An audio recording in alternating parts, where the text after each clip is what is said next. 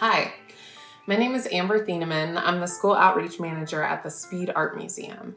And today I'm going to show you how to create a pressed flower arrangement. The inspiration for this art activity comes from Floral Still Life, an oil on canvas painting in the Speed's permanent collection by Dutch artist Jacob van Walskapel. This painting was created in 1681 and is, as you can tell by the title, a still life. A still life can include all kinds of man-made or natural objects like cut flowers, food, drink, vases, books, really anything that you can find around your house. And that's one of the advantages of the still life art form. It allows the artist much freedom to experiment with the arrangement of elements within the composition of a painting. But for today's activity, we're putting a little twist on it. So we're being inspired by the subject matter of this painting, which is flowers, and perhaps the meanings associated with them. A still life can be full of symbolism, and that produces another layer to your finished piece. So let's get started. Okay, some of the things that you are going to need for this project is wax paper, a heavy book or a phone book, some paper that's a little bit heavier weight, so you can use cardstock or like this mixed media paper or watercolor paper, just something a little bit heavier than normal printer paper.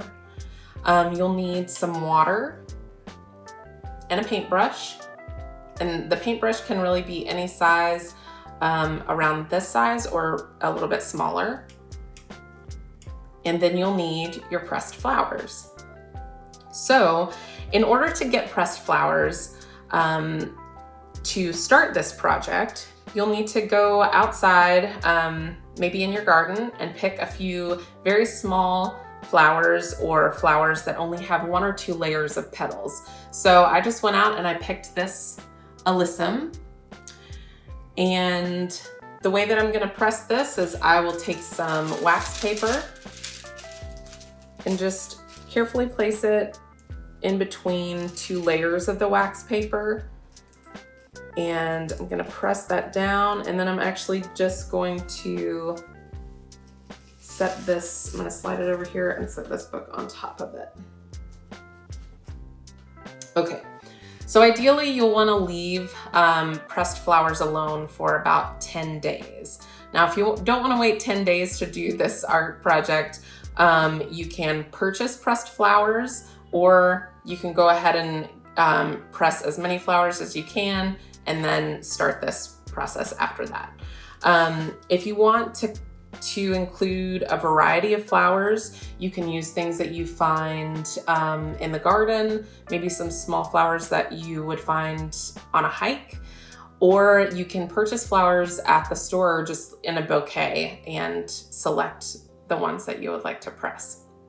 So I have a variety of different pressed flowers here, also including a leaf.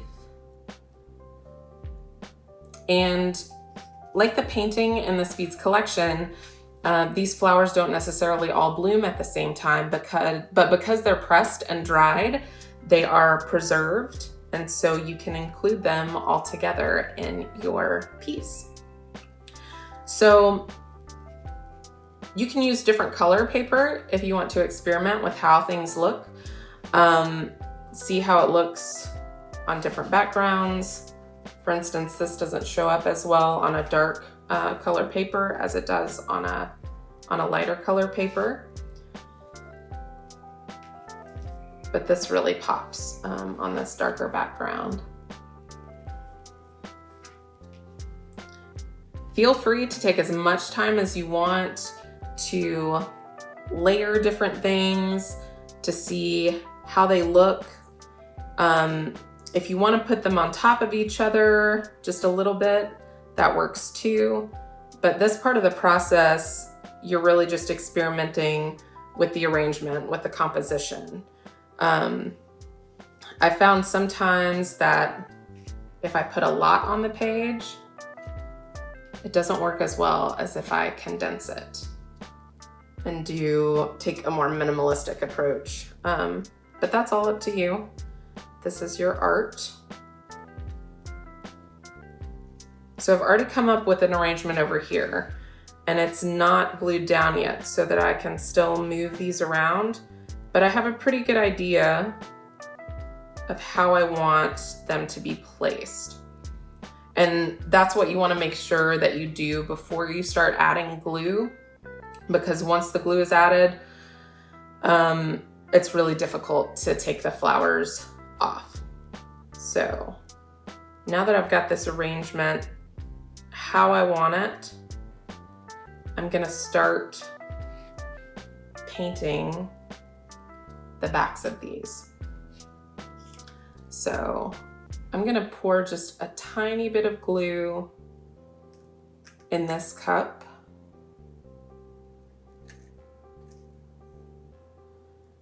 And it really doesn't take very much because you're gonna add water to make it pretty thin. And you don't have to pour the water, you can just drop it with the paintbrush.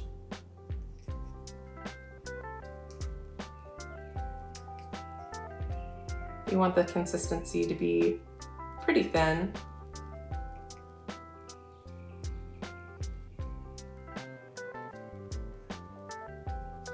And then you'll pick up just one piece at a time. You can leave your arrangement on the paper and you'll just very gently brush on this watered down glue.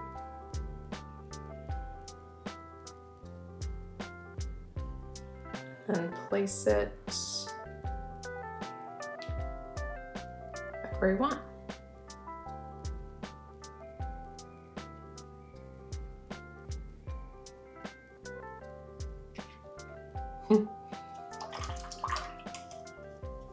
So you'll do that with all of the flowers that you've decided to include in your artwork.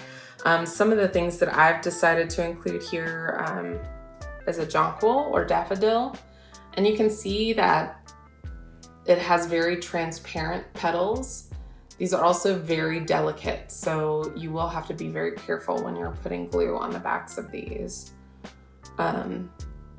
But when we're talking about symbolism too, the jonquil or daffodil is a symbol it symbolizes friendship. And so I thought that that would be a nice thing to add to this arrangement.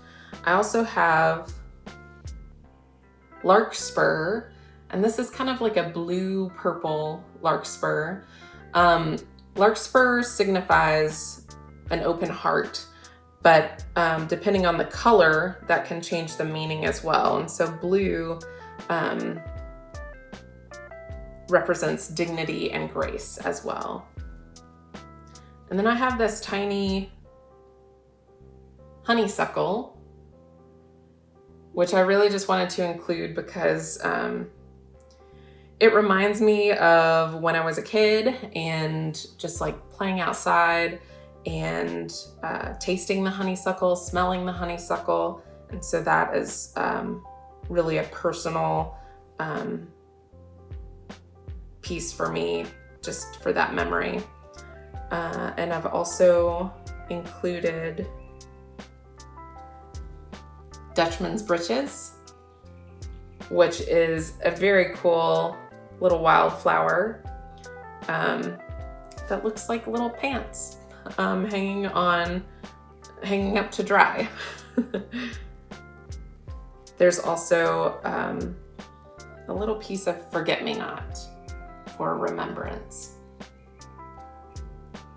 So I will paint the back of all of these, sit them down, and let them dry. And then I may decide to frame this later. I did want to show you another one that I had previously done. This is very minimalistic. It's extremely small too, but I have these neat little frames and I thought it would be cool to put a pressed flower arrangement in these. So this one just has fern and Dutchman's breeches in it. I tried to add a few different things, but I liked it just with the two included. And you may have different frames around your house that you can cut paper to. Make sure that you experiment with different color papers and just with all different types of arrangements. This is such a fun project to do. It's something that you can do with friends and family. It's something that you can give as a gift.